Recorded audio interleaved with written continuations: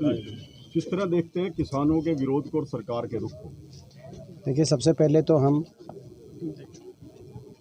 स्वर्गीय सुशील काजल जी को श्रद्धांजलि देते हैं। उनके परिवार के प्रति हम ढाढ़स बांधते हैं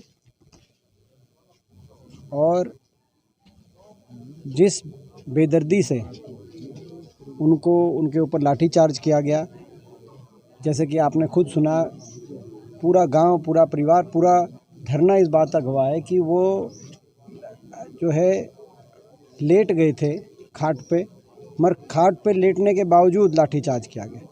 इसी को लेकर मानव अधिकार आयोग में गए थे, जो आज जवाब मांगा है डीसी एसपी से इस सरकार ने। तो बड़ा ये बहुत दर्दनाक, इसका दर्द हम सबके दिलों में है। ये जो कार्रवाई करी, जो लाठीचार्ज हुआ, उसका दर्द सबके दिलों में है, क्योंकि शांतिप्रिय तरीके से बैठे थे इस धरने में। 15 किलोमीटर दूर, करनाल से 15 किलोमीटर दूर बैठे थे, जहाँ मुख्यमंत्री जी का प्रोग्राम था। और उसके बाद जो ये एसडीएम हैं, इनकी भाषा की भाई किसी का सर फूटे बिना कोई ना बचे, और उस भाषा का बचाव मुख्यमंत्री जी कर रहे हैं ये कह के कि भाई उनकी कार्रवाई का, उनकी जो कार्रवाई करी गई उन द्वारा, उसका बचाव मुख्यमंत्री जी कह रहे हैं कि सख्ती ज़रूरी थी। और आज भी आपने देखा कल कि उन पर कोई कार्रवाई ना करके केवल उनका ट्रांसफ़र मात्र किया गया। ट्रांसफ़र तो रूटीन मैटर है जी। ट्रांसफ़र तो कोई मतलब कई ट्रांसफ़र कोई पनिशमेंट नहीं है। ट्रांसफ़र तो रिवॉर्ड भी हो सकता है। तो ये ट्रांसफ़र तो किसी अफसर को सज़ा नहीं, कई बार तोहफे के रूप में भी ट्रांसफ़र कोई चीज़ भेजा जा सकता है जी। तो ट्रांसफ़र इज़ नो पनिशमेंट। ये दुख की बात है। इससे ये स्पष्ट हो जाता है जो हम शुरू से कह रहे थे कि कहीं ना कहीं सरकार की शय पे ये हुआ है, क्योंकि इस तरीके से 15 किलोमीटर दूर लाठीचार्ज होना, इस बेदर्दी के साथ होना, तो इसमें सरकार की नीयत आज शक के दायरे में, सरकार की शय पे हुआ है। ऐसा लगता है सरकार के दिशा निर्देश से हुआ है। मुख्यमंत्री जी के जो बोल हैं उससे स्पष्ट हो जाता है। जो उनकी कार्रवाई है, उस अफसर पे कार्रवाई ना करने की कार्रवाई, उससे ये पूर्णतः ये बात प्रमाणित हो चुकी है। और ऐसा पंजाब में भी हुई है, वहाँ आपकी कांग्रेस ऐसा है कि हरियाणा में 10 महीने से लगातार जो किसानों का पे सरकार द्वारा बल प्रयोग किया जा रहा है, 8 बार लाठीचार्ज, आंसू गैस के गोले दागे जा रहे हैं, वाटर कैनन के बौछारों के निशाने पे किसानों को लेकर जा रहा है। हजारों किसानों पे झूठे मुकदमे, यहाँ तक कि देशद्रोह के मुकदमे हरियाणा में बनाए जाए। ये देश में सबसे ज़्यादा लाठीचार्ज इस आंदोलन के समय कौन से प्रदेश में हुआ? देश में सबसे ज़्यादा किसानों पे मुकदमे कौन से प्रदेश में दर्ज किए गए? ये आंदोलन आपने बात करी, ये आंदोलन 5 प्रदेशों में व्यापक रूप से है। पंजाब, हरियाणा, उत्तर प्रदेश, दिल्ली, राजस्थान, बाकी प्रदेशों में। मगर इन 5 प्रदेशों में 10 महीने में लगातार अगर बल प्रयोग करके किसान की आवाज़ को कुचलने की कहीं कोशिश हुई है लगातार, तो हरियाणा में भी। पंजाब से तो चले थे किसान, और दिल्ली में रामलीला ग्राउंड में बैठने चले थे। अलग अलग पार्टी की सरकार है, यूपी में भी अलग पार्टी की सरकार है, लेकिन वहाँ कहीं बल प्रयोग नहीं हुआ जी। कहाँ हुआ? जब अम्बाला बॉर्डर क्रॉस करके हरियाणा के अंदर आए और यहीं बैरिकेडिंग करके सड़क में पे कीले लगा के यहीं पे अपना सिंगू बॉर्डर, टिकरी बॉर्डर बिठाने का काम हुआ। 500 किसानों की जो है यहाँ पे जाने गई। और आज क्योंकि हम ऐसी जगह खड़े हैं, हम सरकार से मांग करते हैं कि जिन किसानों की पूरी पंजाब के अंदर इस आंदोलन में जिन किसानों की जानें चली गई, टिकरी बॉर्डर पे, सिंगू बॉर्डर से 500 से ज़्यादा, लगभग 600 करीब शव पंजाब, हरियाणा, पश्चिमी उत्तर प्रदेश अपने अपने के गाँव में लौट चुके हैं। इनके प्रति क्या एक सहानुभूति का शब्द किसी के मुंह से नहीं निकलना चाहिए? क्या ये इस देश के इंसान नहीं थे? क्या सुख दुख में अपने हलके के अंदर, क्योंकि यहाँ से सारे सांसद भाजपा के हैं, हरियाणा में 15 में से 14 भाजपा के, अकेला मैं एकमात्र मैं विपक्ष में हूँ, ऐसी सरकार भाजपा की, इतने विधायक, तो क्या उन लोगों को अपने हलकों में सुख दुख में, वो इतनी किसानों की मौत हुई है, उनके घर जाके आंसू पोंछने की तो दूर की बात है, किसी ने संसद में या विधानसभा में खड़े होकर सहानुभूति के 2 शब्द भी क्या नहीं कहने चाहिए थे? क्या इंसानियत, क्या भाजपा के सांसद और विधायक बनने के लिए इंसानियत अपनी छोड़नी पड़ती है? ये सरकार जवाब दे। दीपेंद्र जी बात ठीक है। और दूसरी बात, एक जो बात रह गई थी, जो कि भाई पंजाब की, तो मैंने जो शुक्राना बात करी थी, तो इन सभी जो परिवार जिनमें इस आंदोलन के अंदर अपने किसी को खोया है धरना स्थलों पे, पंजाब के अंदर ऐसे परिवारों में किसानों का पे सरकार द्वारा बल प्रयोग किया जा रहा है। 8 बार लाठीचार्ज, आंसू गैस के गोले दागे जा रहे हैं, वाटर कैनन के बौछारों के निशाने पे किसानों को लेकर जा रहा है। हजारों किसानों पे झूठे मुकदमे, यहाँ तक कि देशद्रोह के मुकदमे हरियाणा में बनाए जाए। ये मानव अधिकारों का खुला उल्लंघन। ये केवल जो है किसान की आवाज़ को कुचलने के केवल प्रयास नहीं कर रही पूरा सरकार, ये मानव अधिकारों का खुला उल्लंघन है। ये भी इंसान हैं, जो किसान हैं, ये भी हमारे देश के नागरिक हैं, इनके भी मानव अधिकार हैं। लेकिन इस सरकार ने हर तरह की सीमाओं को लांघने का काम किया है। और यही नहीं, अधिकारियों को भी मैं कहना चाहता हूँ आप लोग के माध्यम से कि अधिकारी ये समझें, जो अधिकारी अपनी इस सरकार को खुश करने के चक्कर में लोकतंत्र और संविधान की सीमाओं को लांघने का काम करेंगे, जो लोकतंत्र को लठतंत्र समझ के किसानों पे ज़बरदस्ती करने का काम करेंगे, ऐसे अधिकारी समझें कि सरकारें बदलती हैं प्रजातंत्र में। आज ये है, कल दूसरी सरकार आएगी, और जब सरकार आएगी तो उनके हर एक एक्शन का जवाब उनको देना पड़ेगा। तो सारे अधिकारी भी इस बात को समझें, लोकतंत्र संविधान के दायरे में रहें। और सरकार, जहाँ तक ये सरकार की बात है, ये जहाँ तक सरकार की बात है, हरियाणा सरकार की, देश में सबसे बड़ी किसान विरोधी सरकार के रूप में अपने आप को स्थापित करने की, ऐसा लगता है ये सरकार प्रतिस्पर्धा में है।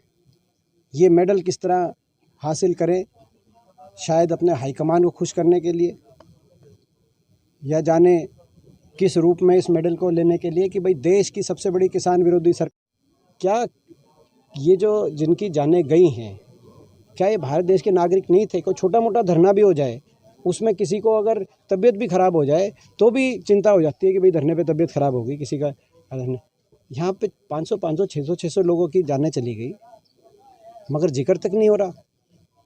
तो इन्होंने अब किसान को, ना किसान की मांग माननी, ना किसान को किसान मानना, ना किसान को इंसान मानना, और उकसाने की कोशिश ये करते हैं। बार बार ऐसी हरकतें इनके मंत्री, मुख्यमंत्री स्वयं, इनके मंत्री, इनके अधिकारी ऐसी भाषा बोलते हैं, ऐसी कार्रवाई करते हैं जैसे 15 किलोमीटर दूर धरने पे यहाँ पे लाठीचार्ज का क्या मतलब था। ऐसी कार्रवाई करते हैं जिससे किसान, ऐसा लगता है कि ये सरकार चाहती है कि किसान को उकसाएं, खुद नाम हमारा ले रहे हैं। मैं ऐसे में किसानों की मैं प्रशंसा करना चाहता हूँ कि इतने बड़े अग्नि परीक्षा दे रहे हैं किसान, इतने लंबे समय के बाद भी शांति और संयम से बैठे हैं। और हम भी बार बार यही अपील करते हैं कि शांति और संयम के ही रास्ते पे सबको, किसानों को रहना चाहिए, क्योंकि उसी में किसी भी लोकतांत्रिक व्यवस्था में वही एक आंदोलन की ताकत होती है। लेकिन सरकार जो ये अपनी उकसाने का काम कर रही है, ये मैं समझता हूँ कि अब जग जाहिर हो चुका है।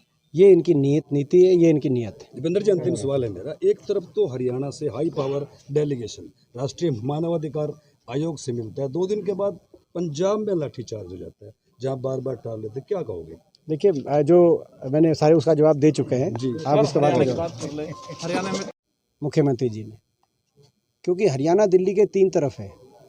हरियाणा यहाँ पे सबसे ज़्यादा निवेश एक समय में था। 2014 में अगर आप निवेश की रिपोर्ट देखो, प्रति व्यक्ति निवेश में हरियाणा देश में नंबर 1 था। गुजरात से 3 गुना ज़्यादा निवेश था, इंडस्ट्री आ रही थी जी। विकास दर में, प्रति व्यक्ति आय में हरियाणा हमेशा टॉप में रहा है। ऐसे प्रदेश में त्रिपुरा, बंगाल, बिहार, यूपी, जम्मू कश्मीर से भी ज़्यादा बेरोजगारी कोई असंभव कार्य से कम नहीं था। लेकिन 7 साल की विफल नीति, ना तो सरकारी नौकरी उतनी मिल पाई, ना ही निजी क्षेत्र के अंदर इन्वेस्टमेंट हुआ। आज बेरोजगारी में नंबर 1 हरियाणा। और ये केवल सीएमआई नहीं कह रहा, क्योंकि मुख्यमंत्री जी कहते हैं सीएमआई एक प्राइवेट एजेंसी है। हालांकि उसी सीएमआई की रिपोर्ट के अनुसार के आधार पर प्रधानमंत्री जी कई प्रदेशों में वोट मांग चुके हैं, महाराष्ट्र में वोट मांग चुके हैं, असम में वोट मांग चुके हैं। उनकी सरकार का कहते हैं कि भाई यहाँ पे बड़ी अच्छी परफॉर्मेंस है, देखो इसमें बेरोजगारी कम हुई। मगर मुख्यमंत्री जी नहीं मानते हरियाणा के उस रिपोर्ट। केवल सीएमआई नहीं, नीति आयोग की जो जुलाई की रिपोर्ट है, उस नीति आयोग की रिपोर्ट के अनुसार हरियाणा बड़े प्रदेशों में बेरोजगारी में नंबर 1 है, और जिसकी बेरोजगारी अंडमान निकोबार और लक्षद्वीप के बराबर है। वहाँ पे दो प्रदेश और बराबर है उस कैटेगरी में, जिसमें सबसे ज़्यादा भयावह बेरोजगारी है। अब अंडमान और लक्षद्वीप तो टापू हैं, उनमें कोई इतनी इंडस्ट्री नहीं है। तो ये एक मैं समझता हूँ कि हमारे लिए, सबके लिए कांग्रेस आंदोलन के नाम पर राजनीति कर रही है, ऐसा कहना है सरकार का। अगर कांग्रेस सत्ता में आ जाती है तो आंदोलन को लेकर जो 3 कानून है, इनको लेकर क्या रहेगा? ये जो संशोधन रहेगा या कैंसिल रहेंगे? देखिए, पहली बात तो ये जो अपना मुख्यमंत्री जी की स्टेटमेंट आई कि भाई कैप्टन अमरिंदर सिंह और हुड्डा साहब जो है किसान को उकसाने का काम कर रहे हैं, इससे ज़्यादा मैं समझता हूँ कि जो है उनको भी पता है वो क्यों कह रहे हैं, उनको मुख्यमंत्री जी को भी पता है, क्योंकि सही मायने में हकीकत यह है उकसाने का काम तो ये लोग कर रहे हैं लगातार। पहले किसानों की मांगों को नहीं माना, फिर किसान को किसान मानने से मना किया, कभी किसान को अलगाववादी बताते हैं, कभी उपद्रवी बताते हैं, कभी आतंकवादी बताते हैं, कभी खालिस्तानी बताते हैं, कभी जो है कांग्रेसी बता देते हैं, कभी तो अब किसान को इंसान मानने से भी इंसान भी नहीं मान रहे। आप देखें, मैं आप लोगों से भी, आप प्रेस के साथी हैं, ये आखिरी बात कह के, क्योंकि आज आप लोगों का भी मैं आप लोगों से माफ़ी मांगता हूँ, दिल्ली में बहुत जाम था जिसकी वजह से हम लेट हुए, कि भाई जो हुड्डा साहब ने आग्रह किया था उसको मानते हुए पंजाब सरकार ने रोज़गार का, सरकारी नौकरी का जो है एक ही घोषणा करी। आपको याद होगा हरियाणा में भी जब कंडेला के अंदर किसान आंदोलन हुआ था चौटाला सरकार के समय, उसके बाद जब सरकार बनी और कांग्रेस की सरकार आई तो वहाँ भी सभी परिवारों को रोज़गार, सरकारी रोज़गार देके आर्थिक मदद करने का काम हुआ था।